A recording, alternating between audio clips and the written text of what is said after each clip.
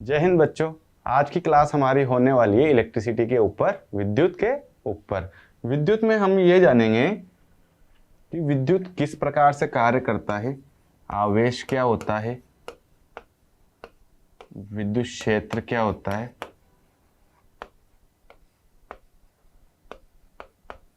और इसकी तीव्रता क्या होती है, आवेश के मात्रक क्या होते हैं। आवेश के बारे में डिटेल से पढ़ेंगे। बच्चों, हमारा जो पहला टॉपिक है वो है विद्युत आवेश।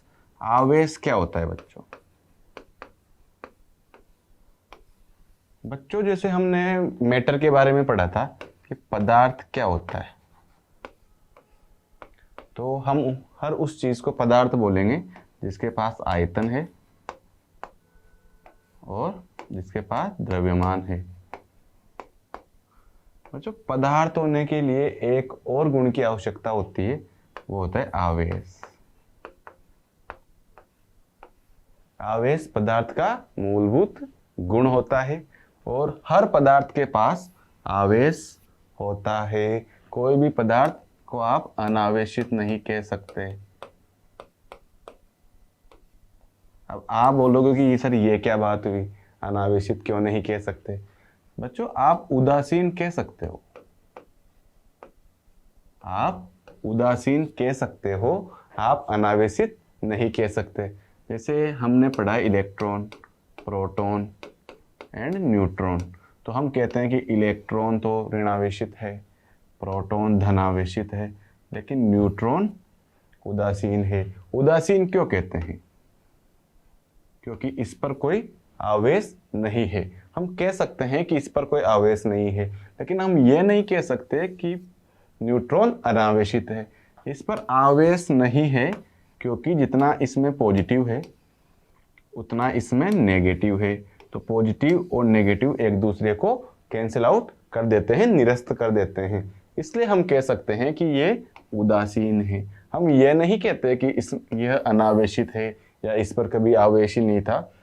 इसमें आवेश है, लेकिन जितना पॉजिटिव है उतना नेगेटिव है, इसलिए ये उदासीन है, ना कि अनावेशित।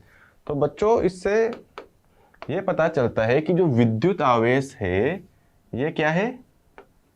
पदार्थ का गुण।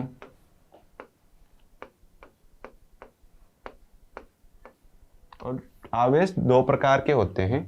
पहला होता है पॉजिटिव और दूसरा होता है नेगेटिव। और पॉजिटिव और नेगेटिव किस प्रकार से होते हैं बच्चों? कि जिस भी एलिमेंट में, तत्व में यदि इलेक्ट्रॉन की अधिकता हो जाएगी तो वो तो हो जाएगा नेगेटिव, और इलेक्ट्रॉन की यदि कमी हो जाएगी तो वो हो जाएगा पॉजिटिव। यानी कि हमें कोई भी, जैसे x कोई भी एलिमेंट दे दिया और हमसे कह दिया जाए कि इसमें से 2 इलेक्ट्रॉन निकाल दिए, तो हमारे पास क्या बच जाएगा बच्चों? x प्लस में 2। प्लस में 2 क्यों? क्योंकि 2 इलेक्ट्रॉन क्या होते हैं? नेगेटिव होते हैं, और 2 निकाले हैं तो 2 प्रोटॉनों का प्रभाव बढ़ जाएगा, इसलिए प्लस में 2 हो जाएगा। इसी प्रकार से यदि कोई भी एलिमेंट है उसमें 2 इलेक्ट्रॉन ऐड कर दिए जाए तो ये जो तत्व है इसमें दोनों इलेक्ट्रॉनों का प्रभाव बढ़ जाएगा, क्योंकि पहले तो प्रोटॉन इलेक्ट्रॉन बराबर थे और जैसे ही 2 ऐड किए तो इस पर आवेश -2 लिख दिया जाता है, इस पर आवेश -2 हो जाता है। तो बच्चों, विद्युत आवेश क्या हुआ? पदार्थ की प्रकृति हुई, पदार्थ का गुण हुआ, जिसमें धन आवेश और ऋण आवेश 2 प्रकार होते हैं। पॉजिटिव कब होता है? जब इलेक्ट्रॉन का त्याग कर देता है, और नेगेटिव कब होता है? जब इलेक्ट्रॉन ग्रहण कर लेता है। तो आइए इसकी परिभाषा देखते हैं कि विद्युत आवेश क्या होता है। किसी पदार्थ में उसकी सतह पर विद्युत का उपस्थित होना विद्युत आवेश कहलाता है, और यह धनात्मक और ऋणात्मक 2 प्रकार का होता है। इलेक्ट्रॉन की कमी के कारण धनात्मक होता है तथा अधिकता के कारण ऋणात्मक होता है। ठीक है बच्चों, आवेश का मात्रक पढ़ लेते हैं कि आवेश का ऐसा मात्रक होता है कूलाम, और सीजीएस मात्रक होता है स्टेट कूलाम, जिसे सी से मतलब कूलाम को तो हम सी से दर्शाएंगे और स्टेट कूलाम को STC इस प्रकार से लिखते हैं। और जो आवेश का एक मात्रक ये भी होता है एम्पियर इंटू सेकेंड। अब मैं बताता हूँ कि ये मात्रक कैसे आया। धारा का फॉर्मूला होता है Q/T। यहाँ पे Q आवेश होता है और T समय होता है। तो हम Q की वैल्यू निकालते हैं तो इसको लिखते हैं इट IT। यहाँ पे I क्या है, धारा, T क्या है, समय। तो I का होता है एम्पियर और T क्या है बच्चों, सेकेंड। इसलिए जब आवेश के मात्रकों की बात की जाती है तो एम्पियर इंटू सेकेंड भी एक मात्रक होता है। इसके बाद में आगे पढ़ते हैं बच्चों कि जब दो आवेश विपरीत प्रकृति के हों, जैसे माइनस प्लस माइनस हों या माइनस और प्लस हों, जब अलग अलग होंगे तो आपस में आकर्षित करेंगे, और जब सेम प्रकृति के होंगे, समान प्रकृति के होंगे, तो ये एक दूसरे को दूर भेजते हैं। ऐसा ही जैसे हम फ्रेंडशिप करते हैं तो जब समान गुणों में फ्रेंडशिप होती है और असमान गुणों में हम फ्रेंडशिप नहीं करते, वो उनसे दूर रहते हैं कि अपने हिसाब से रहें। उसी प्रकार से जब ये असमान होते हैं तो आपस में खींचते हैं एक दूसरे को, और जब समान होते हैं तो एक दूसरे से दूर भागते हैं। समान आवेशों में असमान आवेशों में आकर्षण, जबकि समान आवेशों में क्या होता है बच्चों, प्रतिकर्षण। इसके बाद अगला पॉइंट है कि आवेश के लिए धन, ये वैज्ञानिक का नाम आएगा बच्चों, इसको तो याद रखना ही है। आवेश के लिए धन और ऋण शब्द जो दिया था वो दिया था बेंजामिन फ्रैंकलिन ने। डायरेक्ट यही पूछेंगे कि धनात्मक और ऋणात्मक ये शब्द किसने दिए थे, तो वो दिए थे बेंजामिन फ्रैंकलिन ने। और वस्तुओं को आवेशित करने की जो प्रक्रिया बताई थी वो बताई थी थेल्स नामक वैज्ञानिक ने। इन्होंने बताया था कि वस्तुओं को जैसे रगड़ के एक दूसरे के ऊपर रख के आवेशित किया जा सकता है। इसके बाद में बच्चों हमारा अगला टॉपिक है कूलाम का नियम। आई होप आपने आवेश को अच्छे से जान लिया होगा, क्योंकि इसमें आवेशों के बारे में ही जानकारी है। मैं आपको एक स्लाइड में समझाता हूँ कि जैसे दो कोई आवेश है Q1 Q2, और इनके बारे में यदि हम बात करें, हम पता करें, जैसे दो आवेश है, इनके लिए फोर्स कितना महसूस कर रहे हैं, एक दूसरे के लिए कितना फोर्स महसूस कर रहे हैं, कितना फोर्स लगा रहे हैं, इनके लिए बात करें हम, तो सर कूलाम थे, उन्होंने एक नियम दिया था कि ये कितना फोर्स महसूस करेंगे, कितना फोर्स लगाएंगे। तो जो फोर्स था, कूलाम फोर्स, वो इनके गुणनफल के समानुपाती था।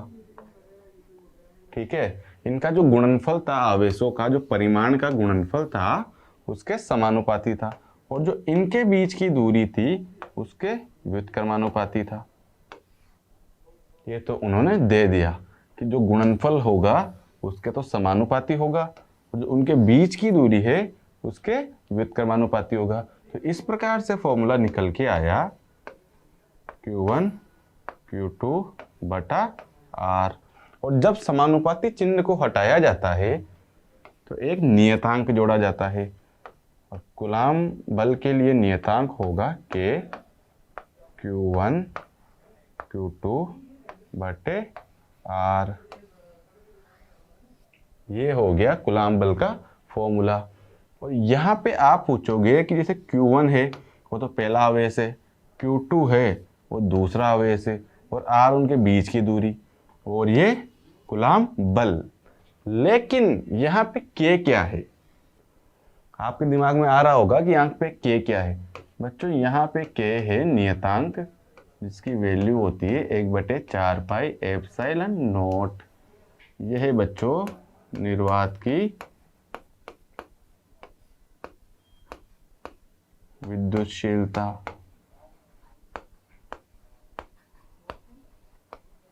हमें इस फॉर्मूले से मतलब नहीं है, हमें डायरेक्ट मान दिया हुआ है जो CGS में K बराबर 1 के बराबर होता है। अब इसके बारे में पढ़ लेते हैं। कि दो बिंदु आवेशों के बीच लगने वाला आकर्षण या प्रतिकर्षण। बच्चों जब हमें आवेश दिए हुए हैं तो हमें नहीं पता कि वो पॉजिटिव है या नेगेटिव है, तो जब फॉर्मूले में मान रखेंगे और फॉर्मूले से जब हम सोल्व करेंगे तो हमें पता चल जाएगा कि आकर्षण है या प्रतिकर्षण है। तो जो आकर्षण या प्रतिकर्षण बल है उन दोनों आवेशों की मात्राओं के गुणनफल के अनुक्रमानुपाती को ही समानुपाती कहा जाता है, तथा उनके बीच की दूरी के वर्ग के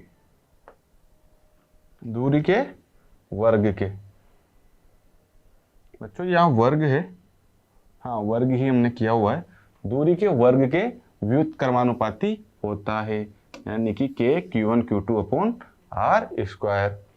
बच्चों जहाँ पे k क्या है, एक नियतांक की जो CGS में 1 और MKS में होता है 9 into 10⁹ newton into metre square पर कूलाम स्क्वायर। अब ये मात्र कैसे निकाला, इसको यहाँ रखा, इन दोनों को नीचे भेजा और इसको ऊपर भेजा।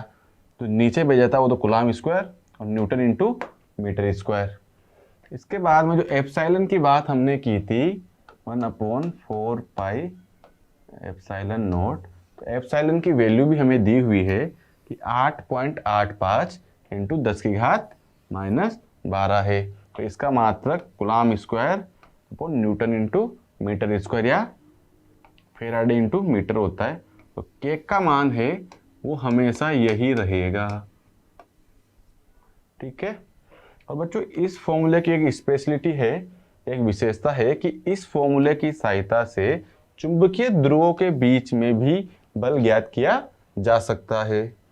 बच्चों इसके बाद में हमारा अगला टॉपिक होगा विद्युत वाहक बल, इलेक्ट्रोमोटिव फोर्स, इसे शॉर्ट में EMF भी कहा जाता है। क्या होता है बच्चों EMF, कि किसी चालक पदार्थ में से विद्युत धारा को एक सिरे से दूसरे सिरे तक जब भेजा जाता है तो जिस बल के द्वारा भेजा जाता है, जैसे ये कोई तार है, हमने तार का फोटो, थोड़ा तार ज़्यादा बड़ा ले लिया, लेकिन ये कोई तार है, तो यहाँ से यहाँ तक हम आवेश को या विद्युत धारा को भेज रहे हैं।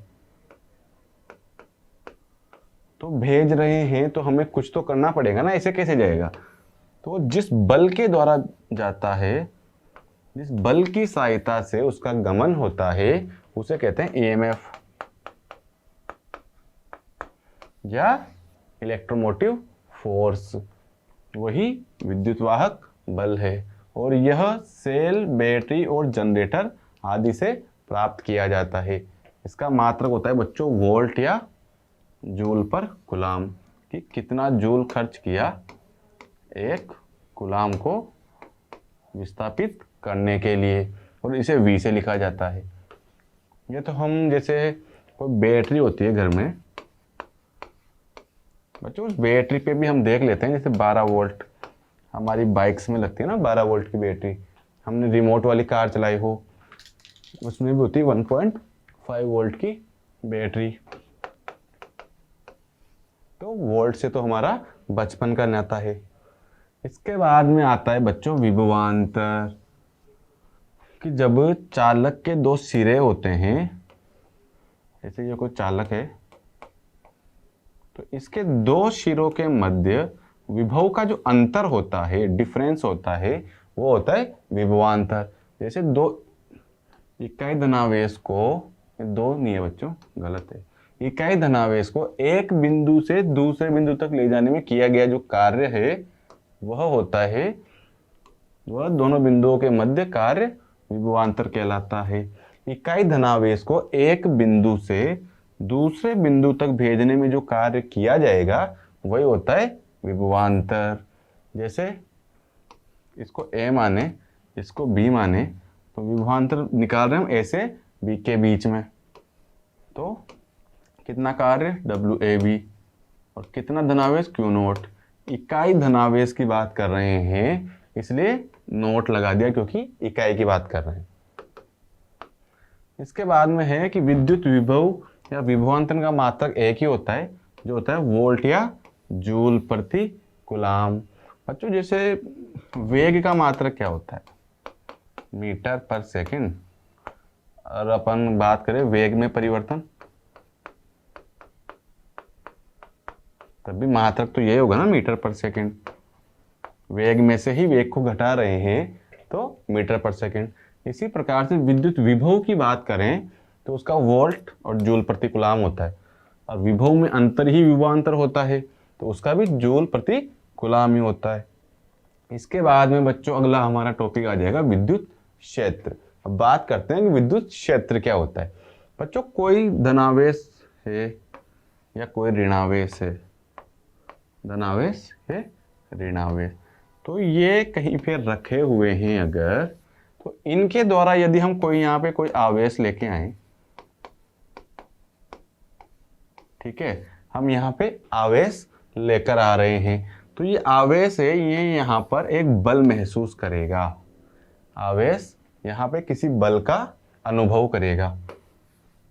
इसको यहाँ लेकर आएंगे तो इसको लगेगा कि यहाँ कुछ तो पहले से है, कुछ तो बल मुझ पर कार्य कर रहा है।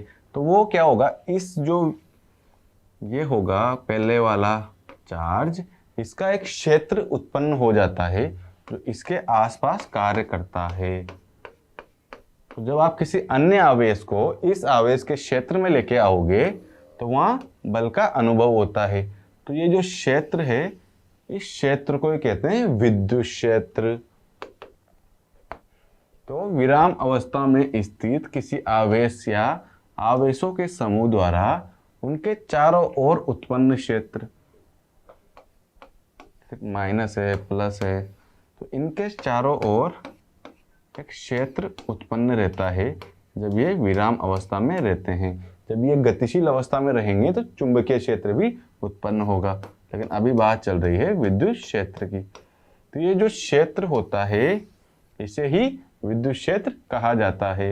उत्पन्न क्षेत्र जिसमें अन्य आवेश द्वारा बल का अनुभव किया जाता है वही होता है विद्युत क्षेत्र। बच्चों इसके बाद हम पढ़ेंगे विद्युत क्षेत्र की तीव्रता। बच्चों हमने विद्युत क्षेत्र तो पढ़ लिया कि फील्ड क्या होता है, क्षेत्र क्या होता है, लेकिन इसकी एक इंटेंसिटी भी तो होगी ना, एक तीव्रता होगी कि ये कितना पावरफुल है,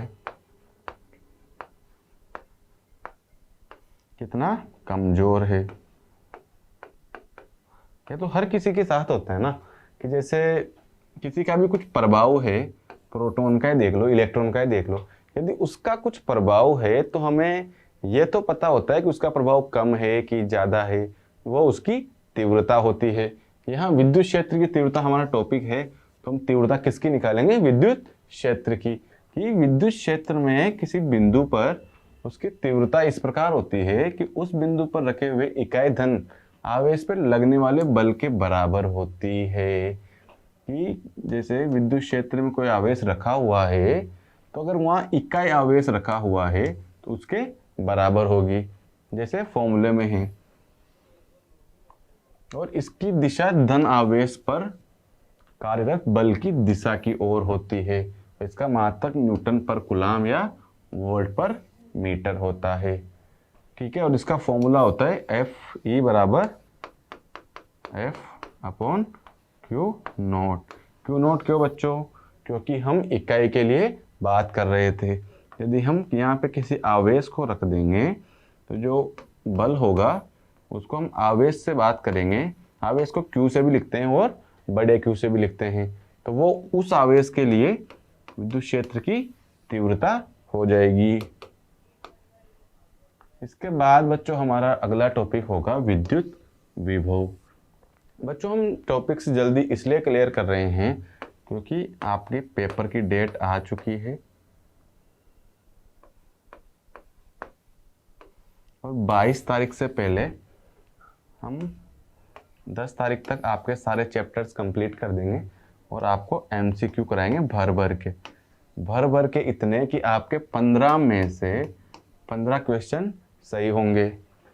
इसलिए हम थोड़ा स्पीडली पढ़ रहे हैं ताकि आपको समझ में भी आए और आपका सिलेबस भी कंप्लीट हो।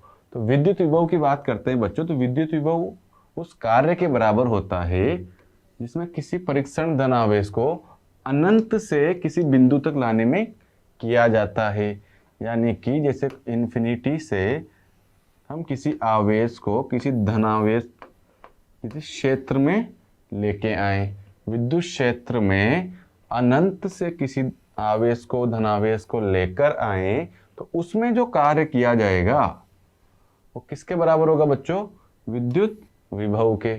और इसका डायरेक्ट फॉर्मूला होता है F/Q0, क्योंकि हम इकाई की बात कर रहे हैं। तो इसकी परिभाषा यही है कि विद्युत विभव उस कार्य के बराबर होता है जो विद्युत क्षेत्र में किसी परीक्षण धनावेश को, परीक्षण धनावेश होता है जो टेस्टिंग चार्ज, यानी कि मिनिमम, जिसको हम टेस्ट के रूप में या परीक्षक के रूप में उपयोग करते हैं। टेस्टिंग चार्ज किसी परीक्षण धनावेश को अनंत से उस बिंदु तक जहां पे हमें रिक्वायरमेंट है, उस बिंदु तक लाने में किया गया कार्य किसके बराबर होता है? विद्युत विभव।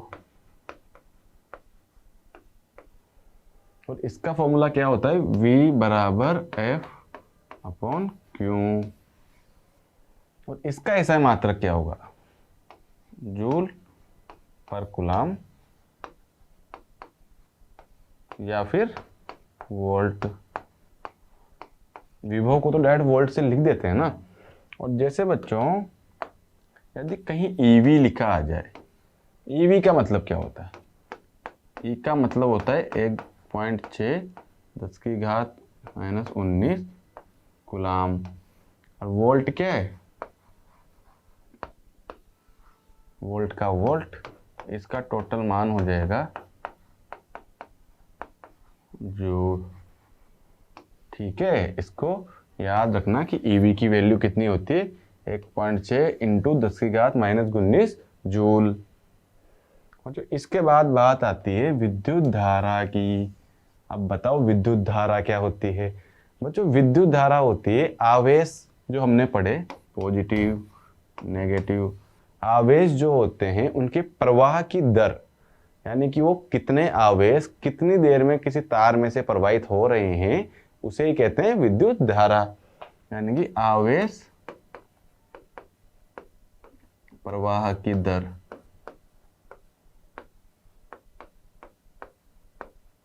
आवेश प्रवाह की दर क्या होती है बच्चों? विद्युत धारा। इसको ऊपर लिख देते हैं। विद्युत धारा क्या होगी? आवेश प्रवाह की दर। परिभाषा की बात करें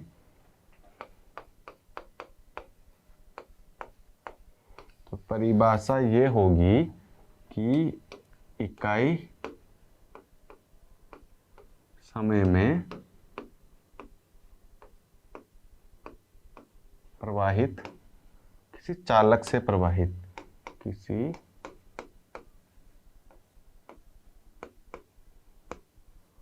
चालक में से गुजरने वाले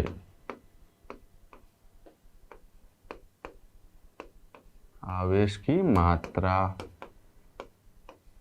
आवेश की मात्रा विद्युत धारा के बराबर होती है।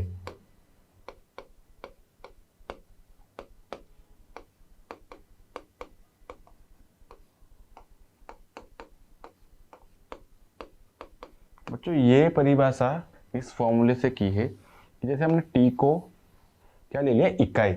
इकाई मतलब T बराबर 1 सेकेंड। तो ये हो गया इकाई समय। तो इसमें जो आवेश है जितना किसी तार से प्रवाहित होगा वो किसके बराबर हो जाएगा? I के, यानी कि धारा के। तो परिभाषा हमने सीख ली। और इसका फॉर्मूला क्या है बच्चों? I बराबर Q/T। ठीक है, और इसका मात्रक क्या हो जाएगा? एम्पियर। धारा का मात्रक क्या होता है बच्चों? एम्पियर। या आवेश का क्या होता है? कूलम। और टी का क्या होता है? समय। तो इसका मात्रक क्या हो जाएगा? Coulomb per second. और बच्चों जो धारा है वो अदिश राशि होती है। अदिश राशि क्यों होती है? आइए इसको समझते हैं कि जो मान लो कि ये चालक तार है, यहां से धारा बह रही है इधर की साइड पे। ठीक है, यहाँ से पॉजिटिव, यहाँ पे नेगेटिव, और ये बह रही है। और इधर से उल्टा कनेक्ट कर देंगे तो ये इधर बहेगी। इसमें दिशा का कोई रोल नहीं है, इसलिए ये अदिश राशि होती है। तो धारा क्या होती है? अदिश राशि। धारा का सूत्र क्या होता है? I बराबर Q अपॉन टी। परिभाषा क्या होती है? इकाई समय में किसी चालक तार से गुजरने वाले आवेश की मात्रा विद्युत धारा के बराबर होती है। और शॉर्ट में याद रखें तो आवेश प्रवाह की दर, कि आवेश का प्रवाह कितना हो रहा है, वही विद्युत धारा है। इसके बाद में बच्चों आते हैं अमीटर। अमीटर का नाम आपने सुना होगा, ये ऐसे एक घड़ी जैसा होता है और यहाँ पे दो टर्मिनल्स होते हैं। और इसका काम क्या होता है? धारा